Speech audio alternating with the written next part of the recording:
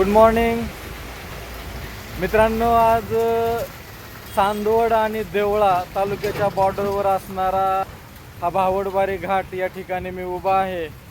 आणि या घाटामधून नाशिक जिल्ह्यातील या भावडबारी घाटातील विहंगमय दृश्य मी आपल्याला दाखवत आहे. मित्रांनो, 3.5 शक्तिपीठापैकी अर्धपीठ असणारी आई सप्तशृंगी, तसंच 12 ज्योतिर्लिंगापैकी एक असणारं त्र्यंबकेश्वर आणि प्रभू श्रीरामचंद्रांच्या वास्तव्याने पावन झालेली ही श्रीरामनगरी आणि या नगरीमध्ये असणारा हा चांदवड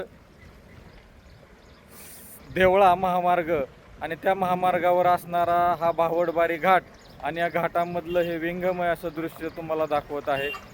मित्रांनो, नाशिक जिल्हा हा शेतीमध्ये अतिशय प्रगत जिल्हा असून या जिल्ह्यामध्ये अतिशय उत्कृष्ट प्रकारची डाळिंब, द्राक्ष, भाजीपाला आणि उत्कृष्ट टिकाऊ क्षमता असणारा कांदा इत्यादी पिकं घेतली जातात.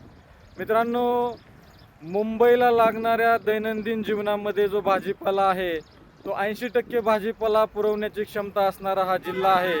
आणि या जिल्ह्यामधला शेतकरी भारतातील शेतकऱ्यांशी कॉम्पीट न करता प्रदेशातील शेतकऱ्यांशी कॉम्पीट करतो आणि अतिशय उच्च दर्जाची भाजीपाला पिकं आणि फळपिके या ठिकाणी पिकवत असतो. अशा जिल्ह्यामधलं हे विहंगमय दृश्य मी आपणासमोर दाखवत आहे.